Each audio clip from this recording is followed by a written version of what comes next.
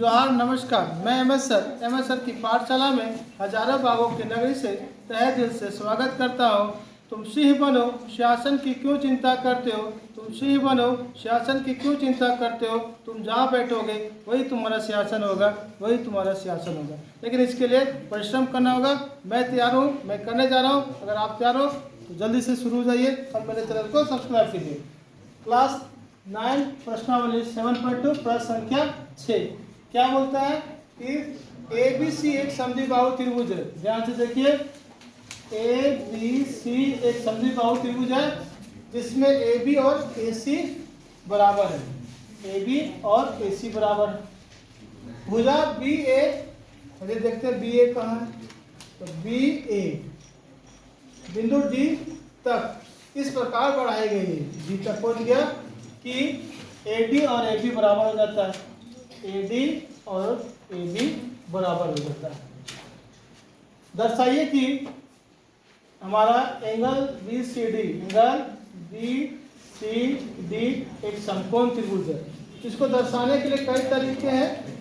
इन दोनों कोणों को भी निकाल करके आप जोड़ सकते हो, या देखते हैं कैसे सॉल्व करते हैं। वेट करिए। तो शुरू करते हैं क्वेश्चन नंबर 6 हल। यहाँ गौर करने की वाली बात है कि त्रिभुज ACD की ओर चलते हैं। त्रिभुज ACD से, त्रिभुज ACD से, इस त्रिभुज ACD में क्या चीज दिया हुआ है? AD और AC दिया हुआ है कि वो बराबर है। या तो इस त्रिभुज को ध्यान से देखिए, त्रिभुज ACD, इसमें दो पार्ट्स हैं जो बराबर दिख रहे हैं। वह क्या है? वह है AD बराबर AC।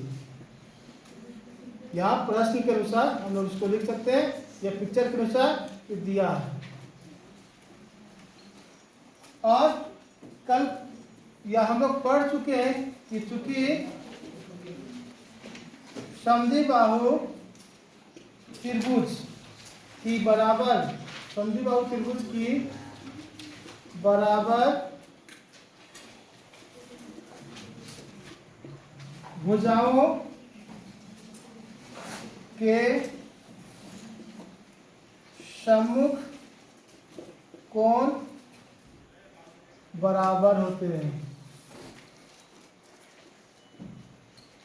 ये आप पहले भी पढ़े हैं, यहाँ भी जोड़ी हम लोगों को कि क्या है कि समद्विबाहु त्रिभुज, ये समद्विबाहु त्रिभुज हो गया क्योंकि इसमें दो भुजाएं बराबर है। तो समद्विबाहु त्रिभुज की बराबर भुजाओं के सम्मुख कोण बराबर होते हैं। तो इसका सम्मुख कोण कौन होगा भाई? ध्यान से देखिए, वहां आपको नजर आएगा एंगल ACD। इसलिए एंगल ACD, या इसको मैं C इसलिए नहीं मान रहा हूं क्योंकि ये दोनों पार्ट में है, इसलिए एंगल ACD बराबर क्या हो जाएगा? Angle D। ये वाला और ये वाला कोण, ये दोनों समद्विबाहु, दोनों बराबर हो जाए और इसकी सम्मुख कोण है जो बराबर होते हैं। ये आ गया। अब फिर से चलना होगा हम लोग को कहाँ? दूसरा त्रिभुज। अब त्रिभुज ABC से चलते हैं। इस त्रिभुज ABC में गौर कीजिए, क्या गौर करने वाली बात है कि AB और AC भुजा जो है बराबर है। तो लिखेंगे AB बराबर AC। ये कैसे हुआ AB बराबर AC भाई? तो दिया हुआ, लिख दीजिए ब्रैकेट में, दिया है। चलिए अब आगे चलते हैं। आगे चलने से पहले हमको इरेज करने की आवश्यकता है। इसको मैंने इरेज किया और फिर से लिखना है कि चूंकि समद्विबाहु त्रिभुज की बराबर भुजाओं के सम्मुख कोण बराबर होते हैं। तो समद्विबाहु त्रिभुज कौन है भाई? ये ABC है हमारा। इसमें बराबर भुजा कौन है? AB और AC, दो बराबर भुजा हो गए। इसके सम्मुख कोण कौन है? एंगल B वाला। और एंगल B किसके बराबर होगा? एंगल ACB का। तो चलिए इसको हम लोग लिखते हैं। इसलिए एंगल B बराबर, एंगल B बराबर क्या होगा? Angle ACB। ये ऊपर वाला जो हमारा था उसको समीकरण 1 मान लेते हैं, तो अगर ये समीकरण 2 हो जाएगा।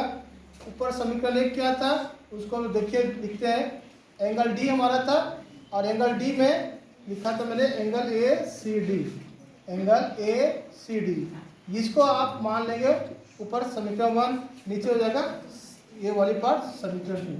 अब चलिए जॉली पड़ेगा तो फिर हम लोग इसका उपयोग करेंगे, इंडिकेट करके रखना है। अब यहाँ गौर करना है, 2-2, 3-3 त्रिभुज है इसमें। इस त्रिभुज में कहाँ चलेंगे, त्रिभुज तथा त्रिभुज डी बी सी से चलते हैं। त्रिभुज डी बी सी की ओर हम लोग चल रहे हैं। इस त्रिभुज डी बी सी के ध्यान से देखिएगा, ये आपको पता है कि त्रिभुज के तीनों कोनों का योग बराबर क्या होता है, 180 होता है। उसकी सहायता लिख सकते हैं या लिखिए, क्योंकि त्रिभुज के तीनों कोनों का योग बराबर 180 होता है।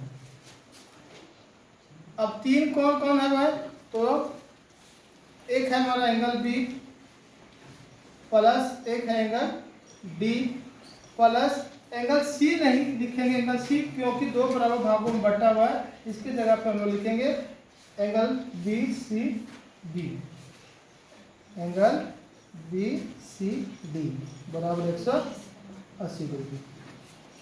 चलिए आगे बढ़ने से पहले इसको इरेज करते हैं और ये वाला जोड़ी पड़ेगा एंगल डी बराबर एंगल ए सी डी जोड़ी पड़ेगा और एंगल बी बराबर जोड़ी पड़ेगा हम लोगों को एंगल ए सी बी। इसको मैं रखता हूँ, बाकी साफ करता हूँ।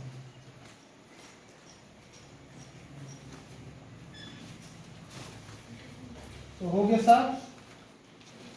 अब एंगल बी के जगह पे क्या बैठा हुआ है, ध्यान से देखिए, एंगल बी के जगह पे क्या है, यहाँ लिखा हुआ एंगल बी बराबर हम लोग लिख सकते हैं एंगल ए सी बी, वो समीकरण वाली, और फिर एंगल डी के जगह पे क्या बैठा सकते हैं, एंगल ए सी डी, और प्लस क्या होगा एंगल बी सी डी बराबर 180 डिग्री।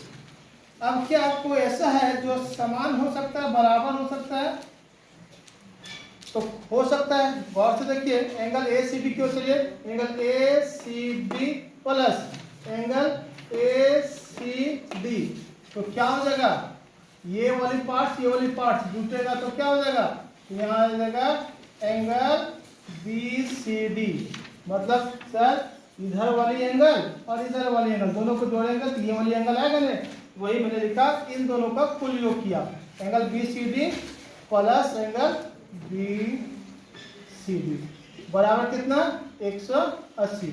अब एंगल बी सी डी और एंगल बी सी डी को जोड़ेंगे तो आने वाला है हमारा आएगा 2 एंगल बी सी डी बराबर 180 डिग्री। इसलिए एंगल बी सी डी बराबर 180 डिग्री, इसको 2 से भागा देंगे, तो भागा देंगे कितना आएगा 90 डिग्री बराबर 90 डिग्री। प्रश्न क्या पूछा था कि एंगल बी सी डी एक समकोण है या नहीं, अब आप बताइए है कि नहीं, नीचे लिख लीजिएगा। अतः एंगल बी सी डी एक समकोण त्रिभुज है, पूर्ण विराम लगाइए, यहाँ लिख दीजिए प्रूव। आ गया आपका आंसर। ये वाली साफ कर दो, आप कंफ्यूज ना करें, आपको टेंशन होगा।